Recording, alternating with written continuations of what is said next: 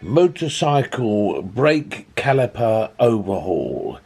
Here we look at how you take them apart, how do you get the pistons out, what do you do to clean them up, how do you repaint them, and what must you do in order to make sure that they work effectively and efficiently.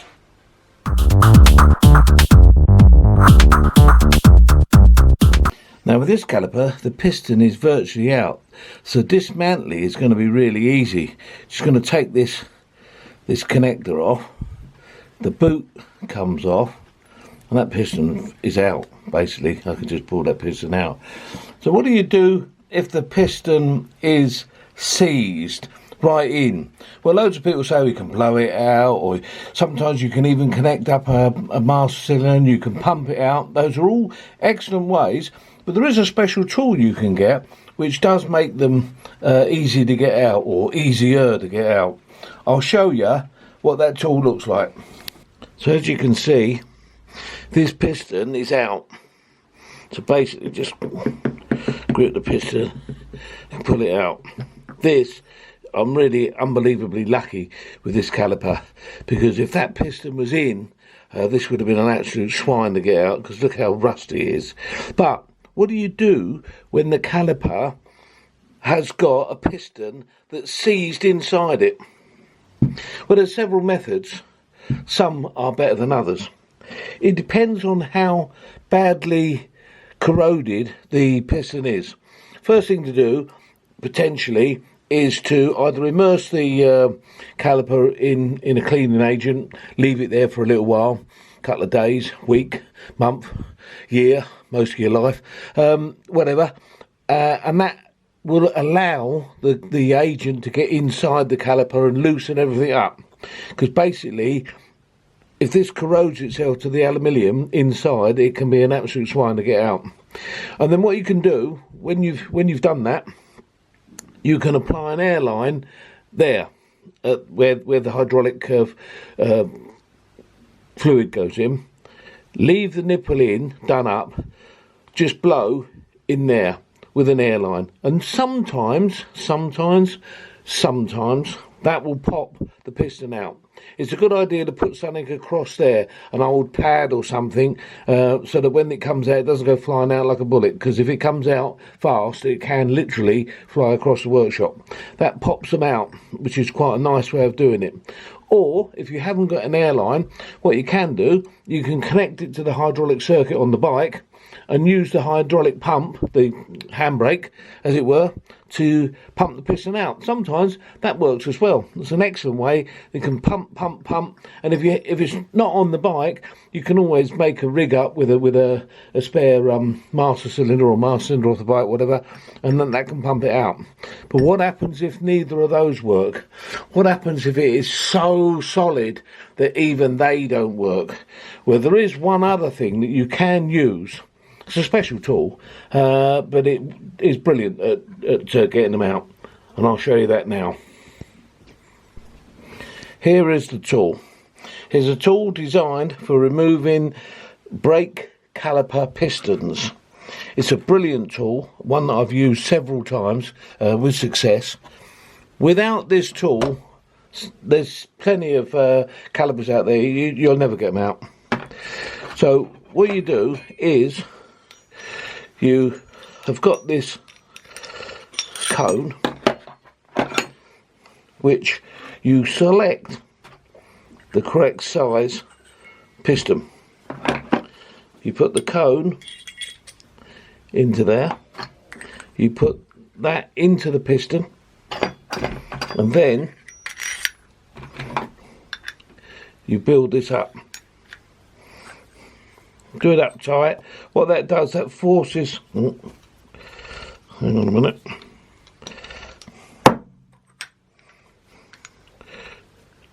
Do it up tight. What that does, that forces the cone into the piston, and because the piston has got cuts down the side, it spreads it out, grips the inside of the caliper piston really solidly. Then you connect the next part,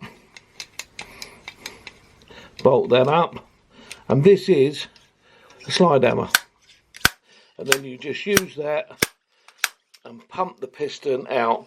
Now I'll tell you something, I've used this several times, and don't think it's a matter of just putting it in, pump this out. No, that normally takes about half an hour.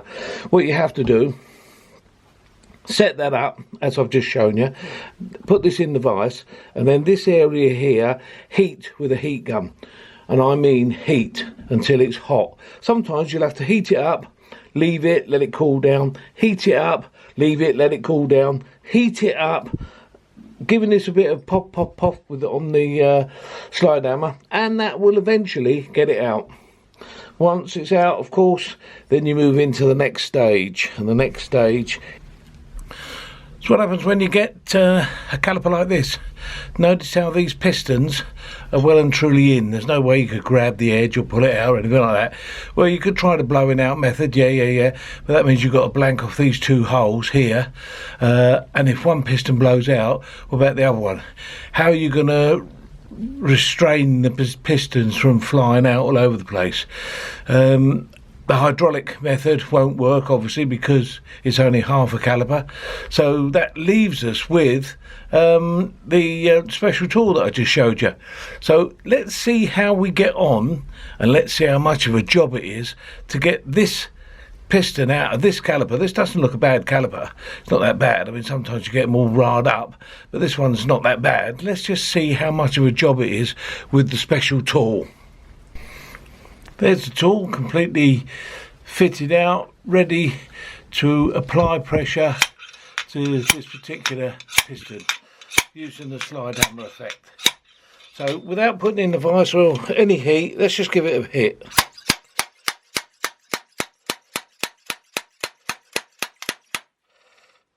Nah, it's not moving. Right, so we could do that for a couple of hours and it might get it out. But what I'm going to do, I'm going to put this in the vise, arrange it in the vise, and I'm going to heat this until it's really hot, this area here, and then we'll have another go and see how we get on. Once it's in the vise, heat it up, get it hot with a capital H.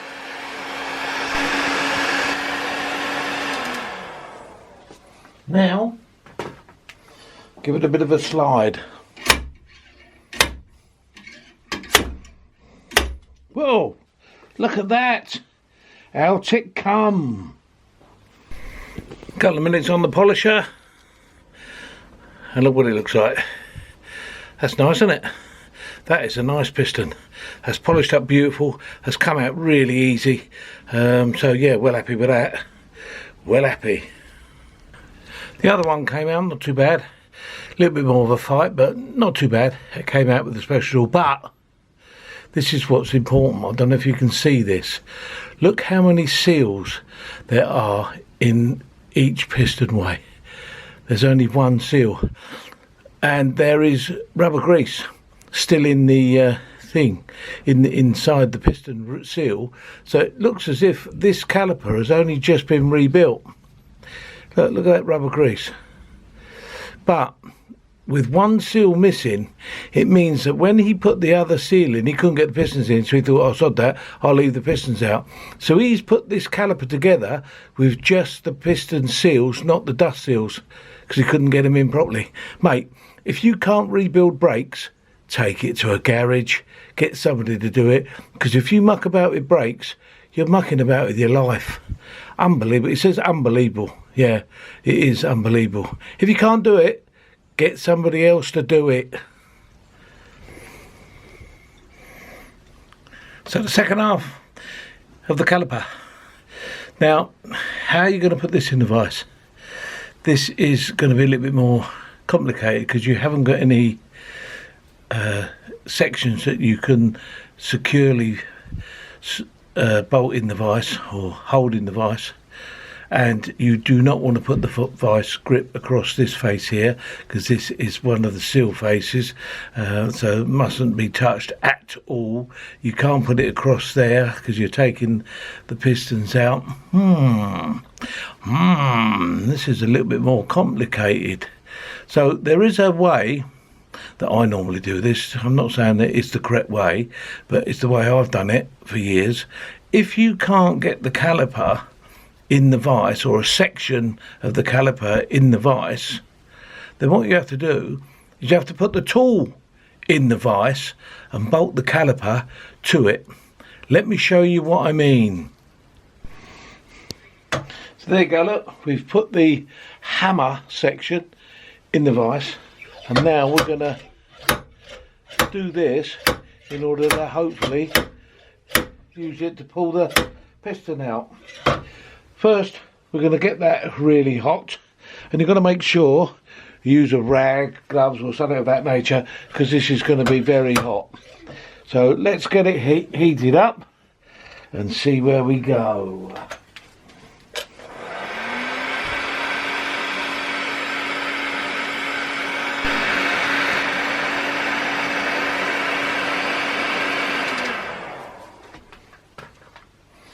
Couple of bits of rag to hold the edges, and then let's do it.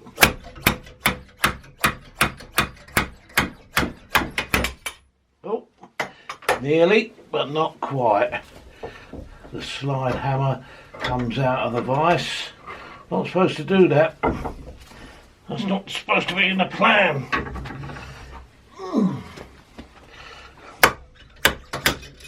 There you go. Job done. There we go then, that's one caliper stripped, showing you what's involved and what bits we've got. As you can see there, 2 pistons but only 1 seal per piston, as I showed you. So what we're going to do now is we're going to clean both parts up. Now where the seals were, I'm going to get my Dremel and Dremel a little wire brush around there just to clean inside, and then just give it a general tidy up. And then this one here has already been in the cleaner, of just sort of being immersed in there just to soak a bit. And then I'm going to put them into the ultrasonic, give them a real good clean up. The pistons, I've already put the pistons on the polisher. I'm quite happy with the way they've turned out, but I've got to clean the inside of them. I've got a seal kit already here. Going to clean that end cover up, plate them. There's those 2 seals in the kit. Plate the nipple, plate the bolts, plate the banjo, so that hopefully if all that comes out okay, that means then the only thing we'll have to do is paint the bodies. I'll show you what's involved with painting the bodies. There's 2 ways that the bodies can be done. They can be painted, and I'm going to show you how I paint them, or they can be powder coated. Now, I'm going to do a separate video about powder coating, because I'm going to be doing that shortly to a set that I've got. So with these, I'll show you how to paint them, and then we'll rebuild them with the kit, rebuild the calipers up into good calipers, and then that'll be the job done. Finito.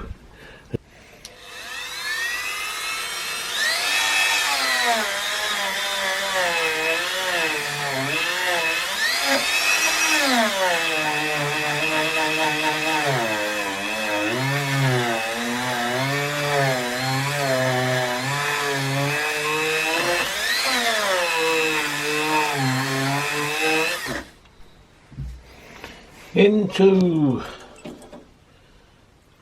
the ultrasonic. There you go.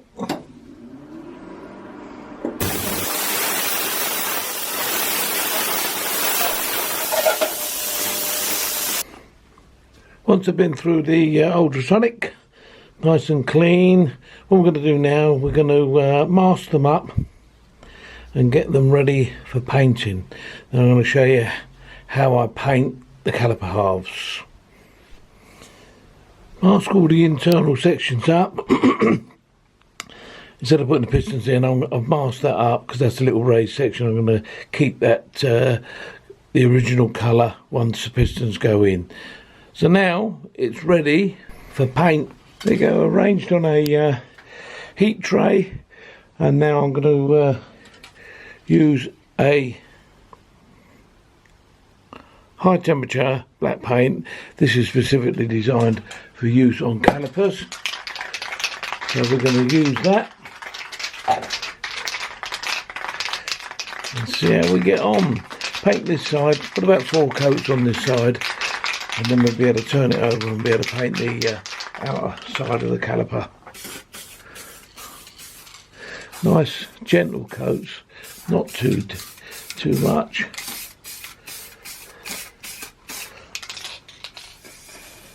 About 4 of them, and then we'll turn it over. After a few coats on this side, what we do then is turn it over and then give it several coats on the other side. Now I must tell you, I am not very good at painting. I don't know a lot about painting. I'm just telling you what I do, so that we can actually see how they turn out. So now I'm going to give this side 3 or 4 coats, and then see what it looks like.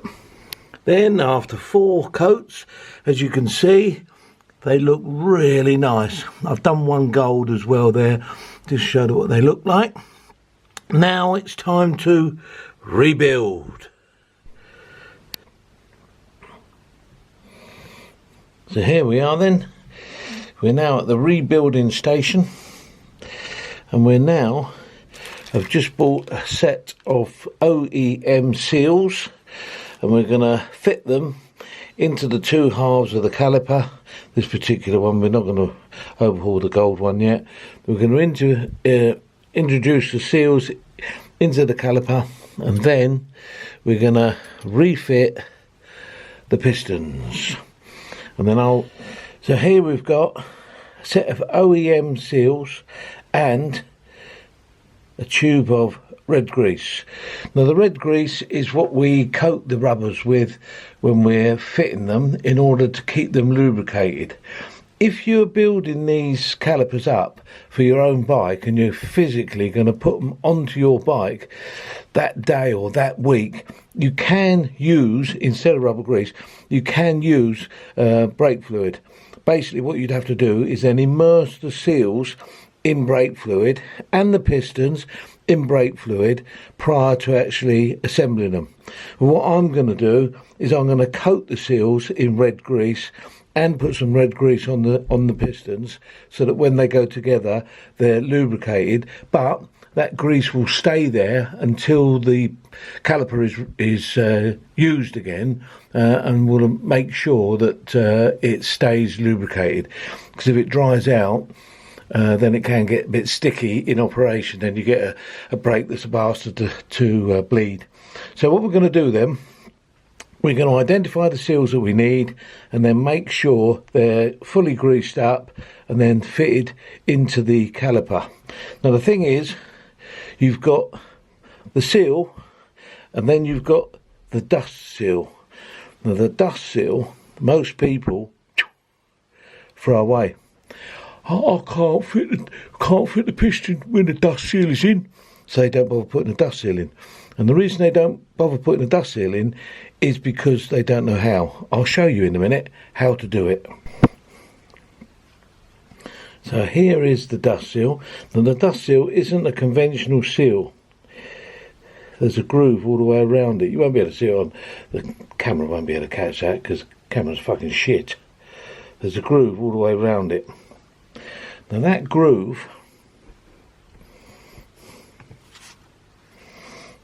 so if you imagine, here's the inside of the caliper, there's your pressure seal, the one we've just put in, and then there's the groove for the dust seal. Now the dust seal goes in there. Well, when it goes in, it actually looks like an upside down U.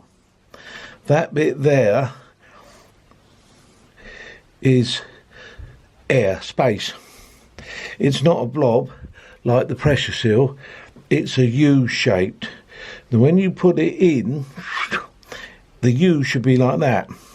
If you end up getting one of those bent over there like that, then when you put the piston in, it'll jam, which is why people can't get them in.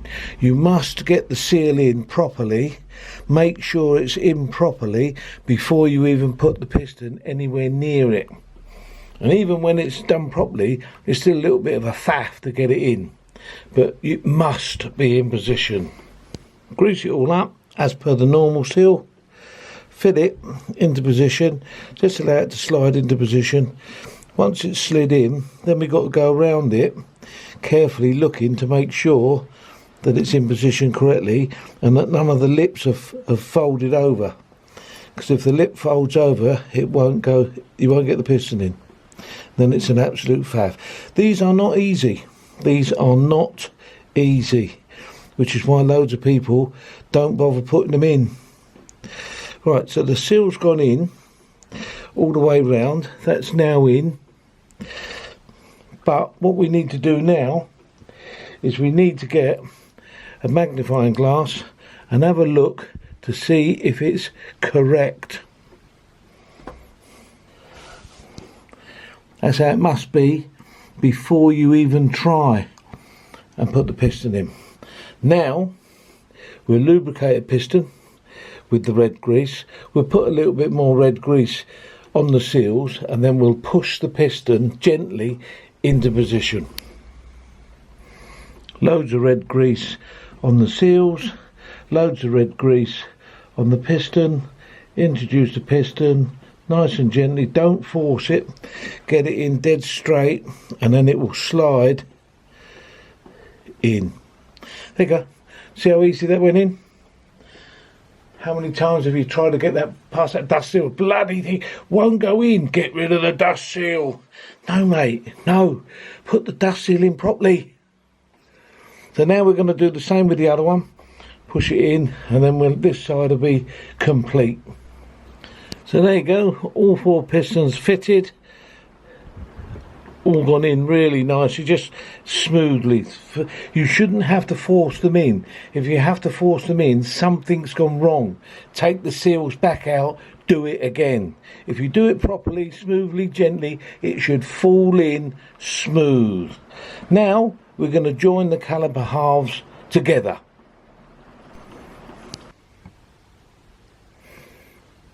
So the next part of caliper rebuild is now we lay this half down and we put the 2 intermediate O-rings into the little grooves. Make sure they're fully seated, make sure they're not coming out. This one's slightly elongated, so you've got to make sure that it sits in perfect, because if they don't sit in perfect, when you do them up, it'll squash it and it'll leak. And you'll be a bit pissed off. So now we get the other half, drop a couple of bolts in. I normally drop the end ones in and then lower that on, but don't allow it to touch, just lower it until you can actually then screw those 2 bolts and get them started, but don't allow the 2 caliper halves to meet. Just allow those bolts to start, but keep it away from the other half. Then put the other 2 bolts in and get them started. Literally you just want to feel them start, because once they start you know that they're in position, so then when we've done them up they're going to be perfectly lined up. Now what we do now is we gradually do the bolts up until they mate.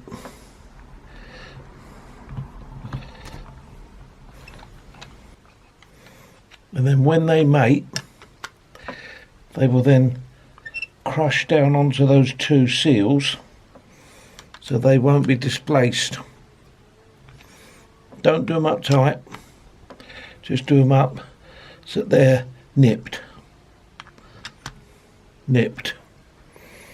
Then you do the other 2 up, do the same until they're nipped. So now all 4 bolts are then in position and nipped. Now we look to make sure there's no issues with the joining faces. Nothing sticking out or no gaps or anything unusual of that nature. Then, once you've done that, you then tighten the bolts up.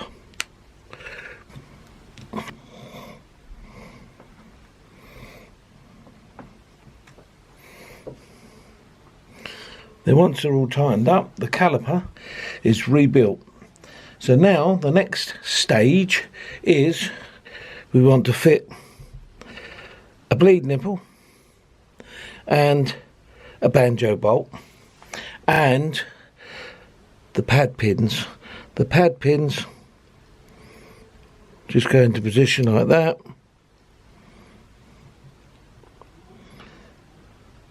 In those holes there you put 2 R clips. I mean, obviously when you're rebuilding these on the bike and you're putting pads in, then that's what you'll be doing. So we're just building them up now, ready to be put on the bike. See, pad pins in with the R clips. Now there is a spring-loaded plate which goes on once the pads are in position, so obviously that will be part of the caliper, but obviously you can't put it on at the moment because you haven't got any pads in there. Then 2 new washers, banjo bolt. So there we put the banjo bolt in with 2 brand new copper washers. The bleed nipple goes in with the captive, and then that then is a perfect caliper ready to be used on your bike in excellent condition, and you know when it's bled out with new pads, that will be superb.